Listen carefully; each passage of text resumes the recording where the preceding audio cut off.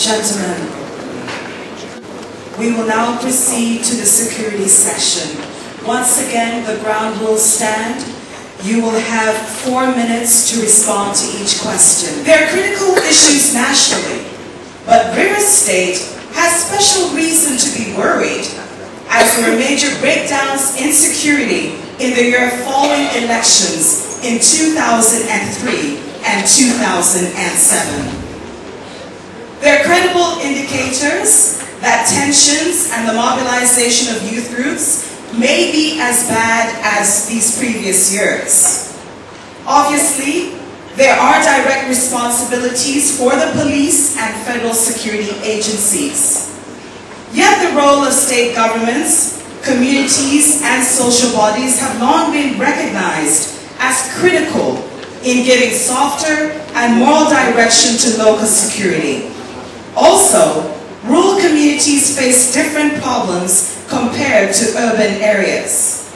In Rivers, there's higher rural unemployment and the temptation of quick money from illegal activities around the oil industry. To move swiftly on to our questions, we'd like to start with that focus on rural areas. Gentlemen, in the rural areas, are there special steps your administration will take to improve community-level security? What is realistic, given that the likely pressure will be on state funds, given the reduction in oil prices? We will start this segment with a response from Mr. Weekend. Thank you very much. It is not far-fetched, it's not arguable about the issue of security. Security in this nation today, the responsibility, not responsibility, the agents of security falls under the federal government.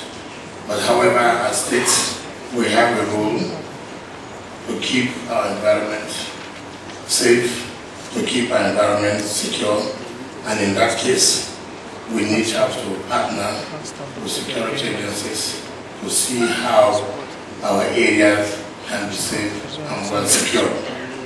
If we're given the mandate, what we'll do is to partner with the federal government and other security agencies to improve security of life and property in all the areas that is within the state. 2, we have to partner with the police to see how we can improve on intelligence gathering in communities. 3, we have to support the police in their work, to support the police in order to improve the operational capabilities that would lead to put to stop certain criminal activities that are taking place in the state. And again, above it all, it's important to note that we can't talk about stopping criminals. We can't talk about keeping our environment conducive without implementing the relevant laws that has to do with criminality. Take, for example, if you have the political will, there are a lot of laws that are in place that could checkmate criminal activities. Now, for you to be able to implement that, you must have to allow the judiciary to work. Now, if somebody today, for example, commits an offense in the state, it is very obvious that there's nowhere you can try or prosecute those criminals because the judiciary is not working. So you must have the capacity to implement the relevant laws that talks about against criminality. But even if you have the capacity, without the judiciary being existent or working, it cannot. And that, of course, poses a lot of danger. That, of course, is why you see today in this state a lot of people talking about the high rate of criminality, because even those who are apprehended cannot be prosecuted. And when they cannot be prosecuted, there's a limit in which you can detain somebody. And so as a governor of the state, it is my responsibility, 1, yes, I will partner with security agencies that their responsibility is to keep the environment safe and secure. But I will go further to see that the relevant laws that deal with this criminality is being implemented. And the only way it can be implemented is to allow have further prosecution. And the only way they can be prosecuted, you allow the judiciary to be functional. And so, in this state today, you have already said that there's so much tension, people are talking about criminals parading everywhere. Why is it that we have this so high? Because, one, issue of security has been politicized. It is the government's responsibility to protect life and property. It does not matter whether the police, the army, or other security agencies do according to your own dictates. No, you owe every citizen that responsibility to protect life and property. So for us as a government, we must make sure that apart from supporting them in enhancing the operational capabilities, we must have to implement relevant laws that deals with criminality. Mr. Dakuku. Thank you very much. We talked about security with specific reference to rural areas. And so we're not discussing security on an omnibus scale, but that scale, very specific. I want to start. That security is the key prerequisite for the growth of any economy. And so we must deal with issues of security. As a government, we're serious to grow our economy and create employment for our people. The number one thing we're going to do is to institutionalize the support, the logistics and operational support we give to our security agencies. The current method is that police will come and make a demand. They want vehicles and they'll be given vehicles. We're going to do that by creating what we call the River State Security Trust Fund, which will be a partnership between government and other stakeholders. Now, that way we will continue to offer support on an institutionalized level to the security agencies that are controlled by the federal government. But again, we need security here, so we're not going to say because it's controlled by the federal government, let them do their work, because constitutionally they are provided for. So we provide them support in an orderly manner. The second thing we're going to do in our communities is to change our intelligence gathering system. The current method is that we rely clearly on the security agencies, SSS, Department of State Security, Police, and all of that to gather intelligence. But all of us as stakeholders in the security of lives and property. So what we're going to do, we're going to create different platforms for people who live in rural areas to contribute to intelligence gathering, operation, monitor your neighbor, operation, watch your neighbor rather. Now, so you monitor the activities of your neighbor. If your neighbor leaves his house every 12 midnight, comes back by 5 a.m., you can just simply go on any of the platforms. You could report to a nearby police station, and you're sure the way we're going to structure it is so that you'll be safe. That's what I'm saying, we're going to create platforms. Now, you can also go online, make a phone call. It's in secure, dedicated lines, so that police can now work on that intelligence. If it turns out fine, good. If it doesn't, no harm. The other thing we're going to do, which is non-negotiable, is efficient and effective justice administration. You can't talk about security without justice administration. And impartial, effective and efficient justice administration. We, in terms of independence of judiciary, it is already guaranteed by our constitution. What a government needs to do is to support that independence. No government himself can keep independent. It's a constitutional matter. And so when people say they work for independence of the judiciary, simply laughable. That means they don't understand what the issues are. Then the other thing you must address, if you want to address insecurity on a sustainable basis, is the issue of poverty and unemployment. You could put all the hardware in place, you could put security architecture in place, you can make investments, you can create institutions. If you don't deal with the issue of poverty and unemployment, we'll continue to have these security challenges. And so you will need a lot of partnership to address insecurity in our rural areas. It's an issue that must occupy number one priority if we want to grow as a state. Now, somebody talked about political will in addressing this. Now, if you have political will, you don't have the right legal framework in place and you don't have CAD, it will not work. Thank you very much. We'll now hear from Mr. Tony. Thank you. Question was directed at rural areas. Since both of my colleagues have decided to go omnibus, I wouldn't want to be the odd one out. Ladies and gentlemen, once again the rules stand. Thank you. Let's maintain silence. first question, of course, that will come that is immediately obvious to my mind is, if they could have done all these things, why did they do them before? One of the problems that I continually remind myself about is that we are here as a result of a government. And that government sometimes has had one name, other times has had another name. For that government, some total of why we're here today. So I just wonder how you can fathom the thought that things will be different. Now, the first thing we need to do, we're talking about community-type security. We need to decentralize government. Government is too centered around Port Harcourt. One of the problems you have talking about rural areas is that there's no activity around the rural areas. In fact, there's a lot of crime that happens in the rural areas that's not reported, nobody knows about. There's absolutely no reason why all the ministries of the River State government have to be centered in Port Harcourt. There's no reason why the Ministry of Commerce and Industry cannot be located in our. So Chuma can be operated from our order. No, you won't be happy. But we should decentralize government. There's no reason why the Ministry of Agriculture, the Commissioner of Agriculture should be in Port Harcourt. He can be in Bori, operating from Bori. We need to decentralize River State government. That's the best way to bring out government. We're talking about community and rural security.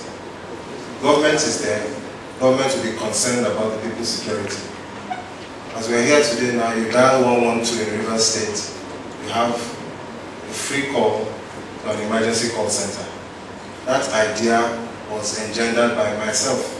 I used my own money to set up that call center and handed it over to the River State government. We would like to do. So we're talking about what we have the capacity to do. That call center was the first to be set up in Nigeria. Lagos State government is behind us on that.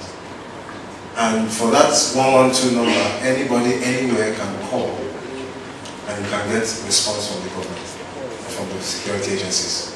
Now we need to expand on that.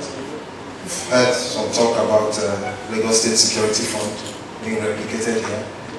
I want to remind those that don't know that I was a member of the Action Congress. At the time, my colleague in Lagos State was Fashola. And I know how the Lagos State Security Fund was set up. I know the theory behind it, I know how it works. Not just in terms of reports, but we are there in discretion and information. You know exactly what they're trying to achieve. And sometimes it's difficult to implement something that you've read about. It's a lot easier to implement things that you know, that you have an experience of. So we need to decentralize government. We need to take on board things that work, and examples of things that work. Now, community also needs to have a sense of ownership. And community does not have a sense of ownership in what's going on today. Community feels distance from government. And I think if we address those kind of issues, then community security will work. Thank you. Question number 2. As mentioned in the introduction. Sorry, I tried to say it after this. We have some reasons to reply to what I said. Like I mentioned at the beginning of the session, Mr. Wike, that we will take responses after this session has ended. We have 2 more questions to go. Question number 2. As mentioned in the introduction, not long after the 2003 and 2007 elections, there were major breakdowns in security in River State. These had huge impact with major loss of life. There were also economic consequences where the state is yet to fully recover from the withdrawal of businesses who considered it unsafe to continue. If elected, gentlemen, what steps can your administration take to prevent a similar breakdown of security in 2015? Mr. Dakuku. Thank you very much. I acknowledge the fact, it's a fact, that between 2003 and 2007, there was a total breakdown of law and order, extension security in our state. And I'd like us to watch out for the actors, whether the actors are not the same actors who are coming into the scene right now, and that the consequence of that is that our economy won't come at us, and that will not recover. We're yet to recover from that debate. What are we going to do to forestall similar breakdown of law and order? One is the fact that we are coming out with a policy of zero tolerance for crime. If government passively or overtly supports criminality, then it will thrive in a society. But if government has zero tolerance for crime, it will not thrive. Where government is the one, the persons or agencies or actors in government are the ones procuring arms for people, for young men and women for political reasons. At the end of the political process, you can't recover all the arms from those young men and women and you endanger everybody. Even the ones who have given out the arms are not saved themselves. And so for us, we will have absolutely no tolerance for crime. Step one. Step two, we have talked about efficient and effective justice administration system. Now, if people are prosecuted for things, crimes committed, then people will sit up. The other critical thing is the number of unemployed young men and women roaming our streets. There are now available tools to be used by some politicians to unleash mayhem on their opponents. We have said that we're going to provide institutional and regulatory framework that will create the environment that will engage our young men and women. If you take them out of the equation, then there will be no person to recruit to be used for crimes. As a member of the National Assembly, we initiated the small arms bill, the small arms control bill.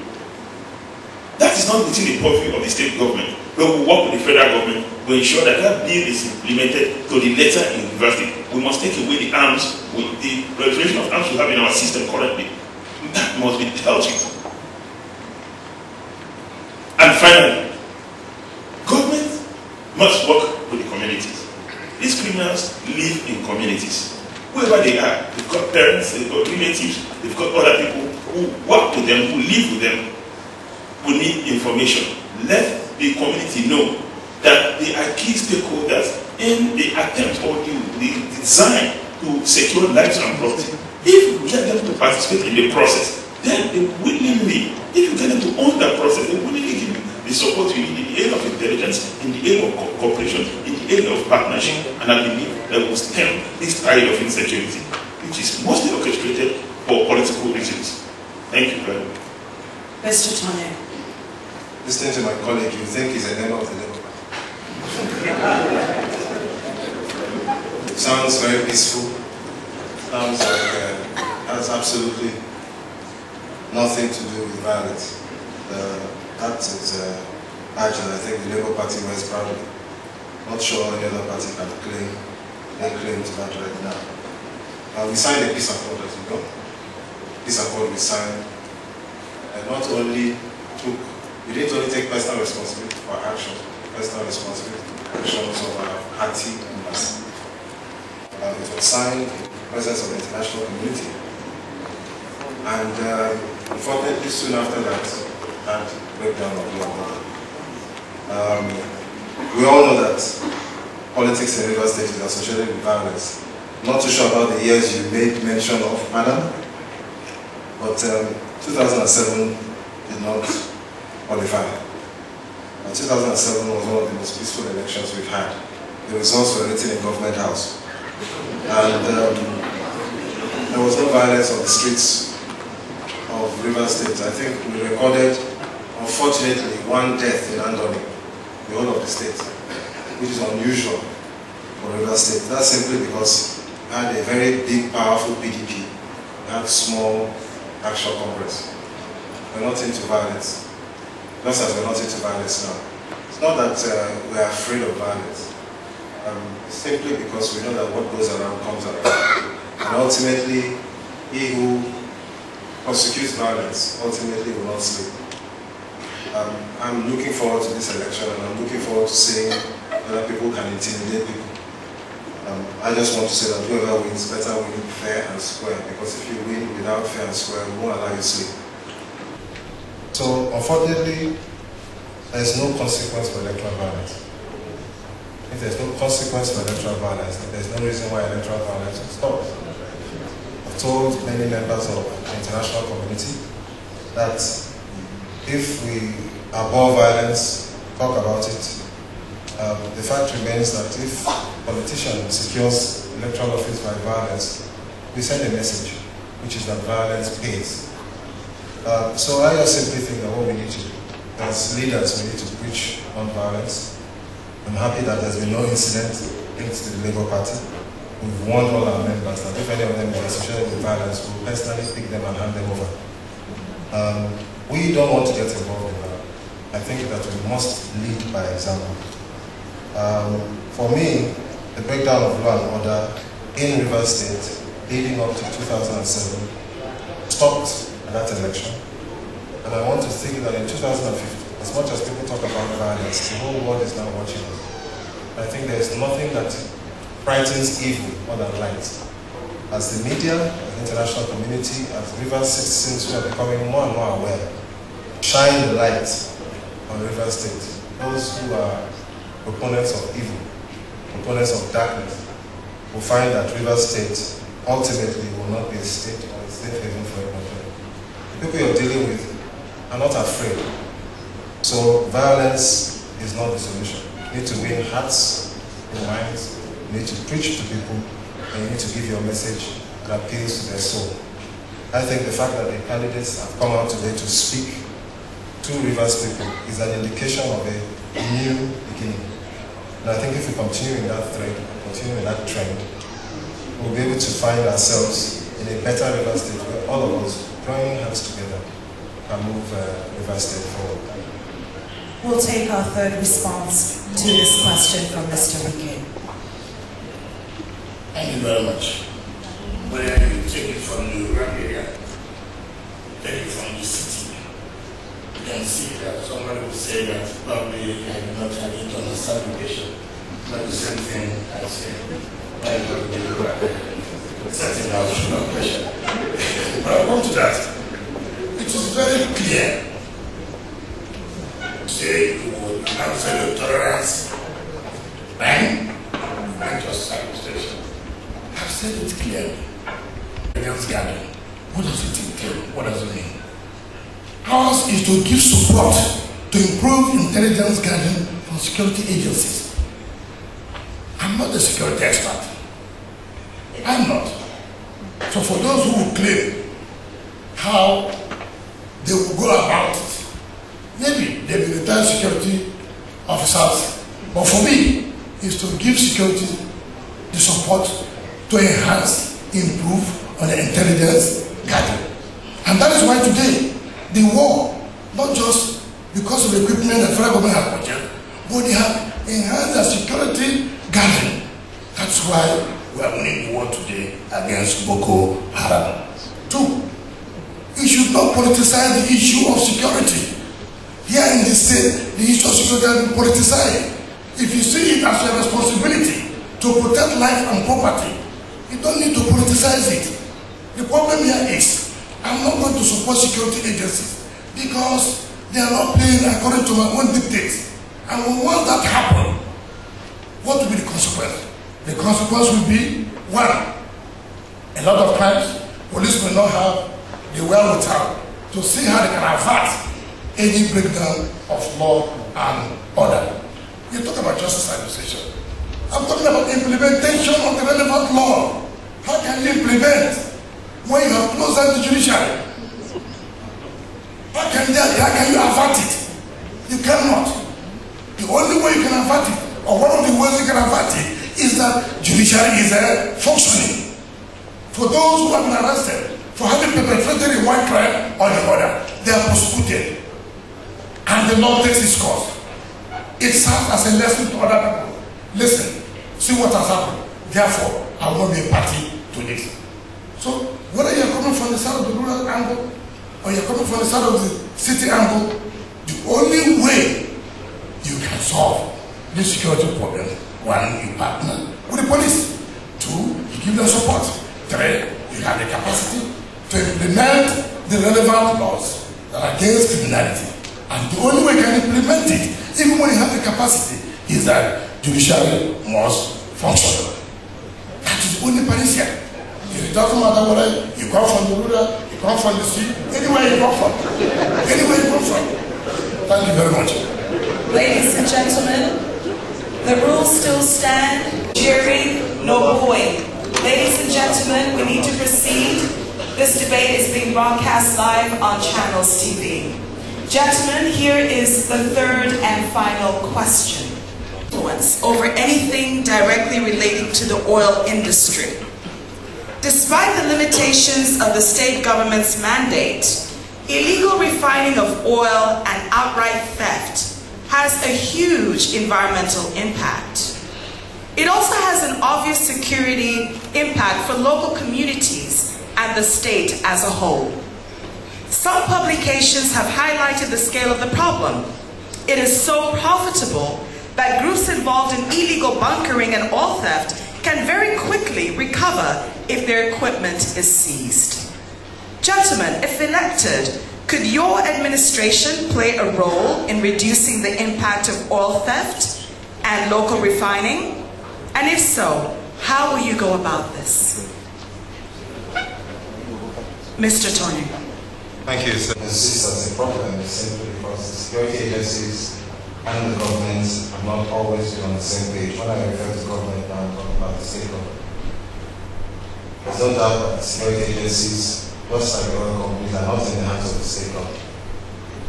But one of the things that the state government needs to do is to build partnerships in the interest of the state. And what we need to do as governors is we need to find those partnerships. We don't need to like ourselves very much. But in the interest of the state, in the interest of the state's security, we must find partnerships. It doesn't matter if the Commissioner of Police is not playing your ball. It doesn't matter if the individuals out there who otherwise are critical to a solution are not in the same political party with you. We need to build those partnerships. Now, I make reference to this, but I also want to make reference to 2003, when we had the Bukuma crisis. For those that remember, there was a major crisis, and in the community, people were killing themselves. In the end, the politicians were nowhere to be found, and ultimately, it was individuals that came together to create peace. What we're saying is that when there is a need, individuals must find partnerships, individuals must build relationships, individuals must build alliances. I'm reminded of the comment made earlier that if we're doing neighborhood watch or volunteer watch, if people see people coming late at night and suddenly acquiring wealth that is unexplained, they should phone somebody. If that happens, then most of the people that will be captured will be politicians, because the politicians are the ones that operate late at night and suddenly appear with wealth that you cannot explain. So I believe very strongly that what should be happening for trying to solve the problems of the state is we need to build partnerships. We need to build relationships. And when it comes to oil bunkering, when it comes to oil theft, it is a very simple thing. We need to first of all build partnerships with the state security agencies, of course, I'm talking about the federal agencies, and build relationships with the people who are doing the bunkering. It's a question of carrot and stick approach. If there is unemployment, if you cannot find jobs for youth, if you cannot create the environment for jobs to be created, then the boys will find jobs for themselves. It's a natural drift. So we need to be able to give the boys in the creeks who are engaging in these activities an alternative. Now, if the boys in the creeks are working hard to put food on the table, they cannot find a way. Meanwhile, the politicians are swimming in their wealth. The politicians are living large. Then these young men and women will create opportunities for themselves. So until we can find alternatives for them, we have a problem. So I believe it's a carrot and stick approach, which means that you must be tough on the crime, but you must also be tough on the causes of the crime. Unless you can do that, you have a problem. Now, in terms of River State government, if I'm not mistaken, the early years of Amaechi's administration, there was a clampdown on oil bunkering. There was a lot of activity. Then there was a partnership between the state government and the federal government. I don't know what entered into Amaechi's head that made him decide to take this fight personally. And many people will say now that governance in the state has solved. We know that there's issues between the federal and state government, and it is now reflecting on the lives of the people in the state. Now, I'm not a huge fan of Amaechi now, but I give him credit for the efforts that he made. I would have liked to have seen him continue those efforts for the interest of the state, as opposed to personal interest. Thank you. Mr. Dokugu, but before you proceed, once again, we'd like to remind the candidates that no personal attacks. Let us just focus on the ideas. Mr. Dokugu. Sorry, I wanted to make this point, and I don't know why you are interested in that now. There's so many unwarranted statements that we made here. I just kept quiet, I want to follow the rules, and I thought that we were called to order. When even somebody said he does not understand what this means and that. Yes. And I don't think that is correct. And so I believe that we should do the right thing at the right time. And that's why what I let everybody see is that we are able to continue with this. So I'm not happy with Mr. Brennan the other day. We have made certain statements against me. I didn't ever say anything. That's not the best. Thank you, sir, for your observation. Mr. Dokugu. Thank you very much. I'm privileged to serve as chairman of the House of Representatives Committee on Petroleum Resources Downstream. And in course of that assignment, I dealt with the issue of oil theft and illegal bunkering and refining over the years. And so I come with a lot of experience in that sector. Now, it's a hydrated problem. And like my colleague said, or well, somebody said so, that the state government has limited influence on oil and gas industry operations. Fact. Illegal oil bunkering and refining is thriving because the security agencies that are supposed to stem it are cooperating with those who carry out this activity. None of us can deny that. And unfortunately, the federal government that has a responsibility to protect those national assets are not doing so. Every single year, we budget humongous sums of money to arrest this, and yet we've made absolutely no progress. It might interest you to know that recently, government signed a 61 billion contract, a pipeline surveillance contract. In past years, they've signed similar contracts. Nothing, absolutely nothing to show for it. And so how are we going to address the issue of illegal bunkering and oil theft? We will do the following things. One is that we are going to do area surveillance, working with the security agencies. As God will have it, we're lucky enough that Governor Chukwuemeka Anicha has already procured security helicopters. Now, these security helicopters have not been deployed. It's not operational as we speak because of all the initial issues we had with federal government releasing those helicopters. But as we speak, all of that has been sorted out. We want to deploy that. And so that does area surveillance for us. And with that area surveillance, we'll be able to see where these things take place. In addition, we're going to give support to land forces.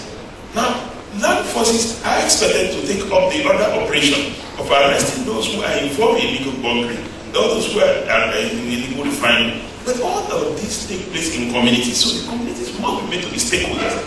If we do some reorientation, we will understand that for as long as people get involved in bunkering, get involved in illegal refining, they are exposing our environment and by extension our life. When the environment is polluted, we're in danger. In many places, several persons have been killed trying to steal some crude oil. And so the communities must be made to be stakeholders, so they give us information. And when we talk about intelligence gathering, intelligence is not a sophisticated, it's not rocket science. It's simply giving information that this man around me, I notice that he does this, he does that, he does that. Simple. So it's not rocket science. So when we talk about intelligence, people talk about intelligence from another perspective. Now, so we've said we're going to do area surveillance, we're going to work with the community, and the issue of monitoring our waterways. Most of these activities are done through the waterways. We're going to work in partnership with the Navy and reactivate the Marine Police Unit, give them the necessary institutional and logistic support for them to do their work. And finally, the issue of prosecution of those who are involved in illegal refining. We consider it a crime against our country. We consider it a very serious crime, economic sabotage, and so it must be taken very seriously. And from the right perspective. Those are some of the things we intend to do to stem this issue of illegal refining and oil theft. Thank you very much. Mr. Wike. Yes. The issue is oil theft. Is it a crime? If it's a crime, we still fall back to the same issue. How do you avert it? The law spoken by the police, which I've raised before, intelligence gathering, which I've said. Now, we talk about prosecution. That is implementing the relevant laws. But how do you prosecute when the court is not there? And who are these people behind this oil book? Do you have the political will to say, I will unmask them and I'm going to open the court and then they will be prosecuted? So the bottom line of it is that this cannot stop until you allow the judiciary to perform their function. For us as a government, we can't wait a second. Has been sworn in, we must allow the judiciary to work first. Because when you have come to arrest and you detain them, you have limitation. So the only way we can avoid this is that who are those masquerades that are involved in this oil bunker? Do you have the political will to go ahead with the prosecution? Yes.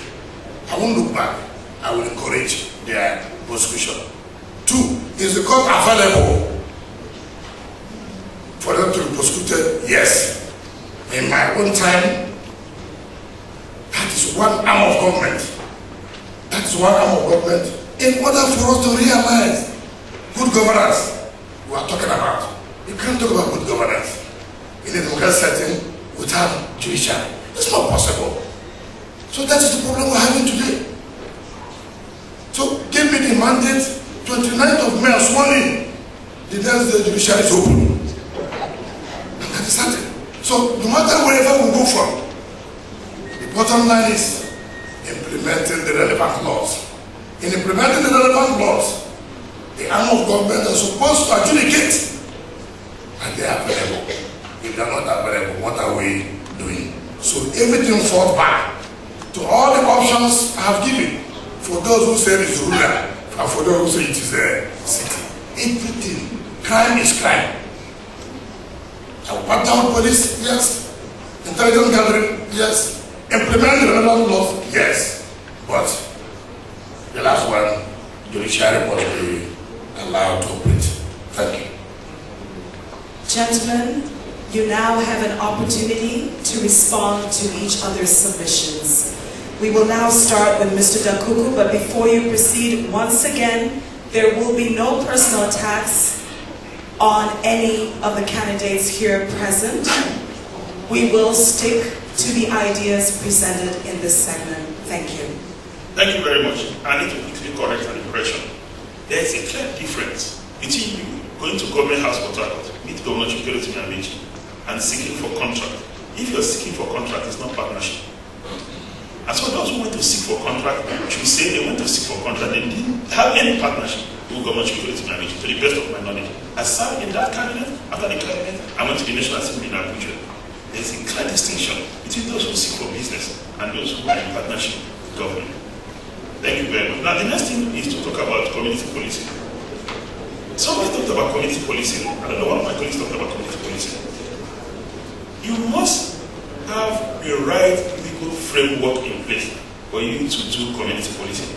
The current law of Nigeria literally outlaws community policing in ministries as a way of creating employment. Ministries, if you move ministries, you locate them, I don't see how you create employment, and I don't see how you address security challenges.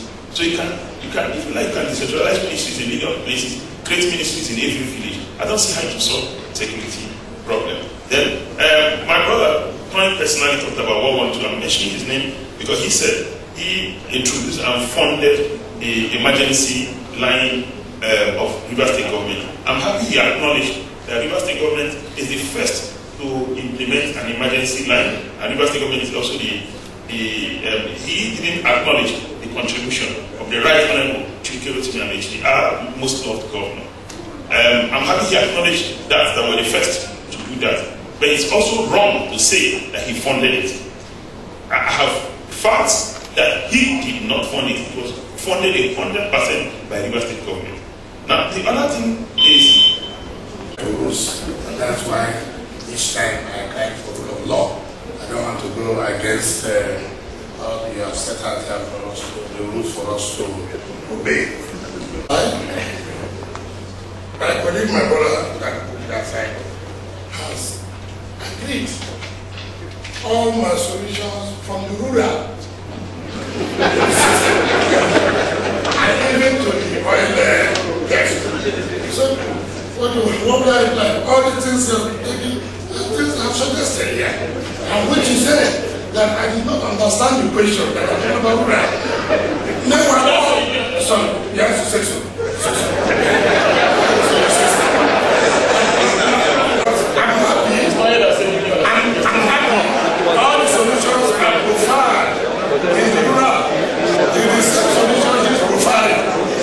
So, I don't have anything to reply to what he has said.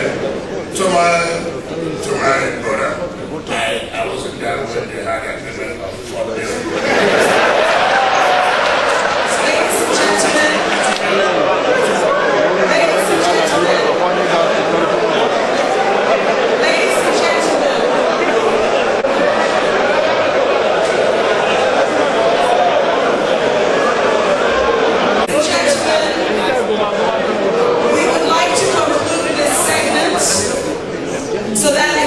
broadcast live on Channels TV. The ground rules still stand. Thank you. So like I said, to now fund what government ought to fund. Of course, that tells you how we have gone so low. And that is why we say we have come back to reorder. Those things are not done right. Thank you. Mr. Tornay. Hallelujah.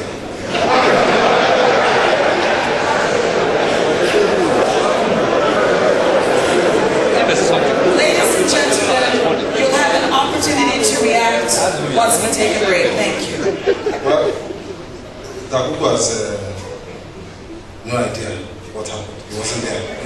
At least Wike is honest enough to say he wasn't there. So he wasn't there. So as much as I would love to, so I don't want us to debate that. My brother Wike says we have descended low. It's called public-private partnership. It's not descending low. It's how governments work. You can build, operate, and transfer. That's what it's called. It's public-private partnership. It's not descending low. So I'm not going to educate my colleagues. They are older than me, or at least definitely wiser than me, as far as the affairs of government. But I want to echo what Wike has said, which I think is very important, and that's the fact that we do not have properly functioning judiciary is a disgrace to our state. And when we talk about implementing this and implementing that, the absence of the judiciary is the foundations of what we can see as a non-implementation. So I think to that extent we have a problem. But he just talks and he keeps on emphasizing about the non-functioning judiciary. I want to emphasize that we also have a non-functioning legislature. So we have a system of government where only one arm of government is working, if at all. The decay is not public-private partnership, as my brother says. It's a government-government partnership that is decaying. It's unfortunate, but it's true, and we want to change it. Thank you. Thank you, gentlemen. To the audience, you can now give them a round of applause.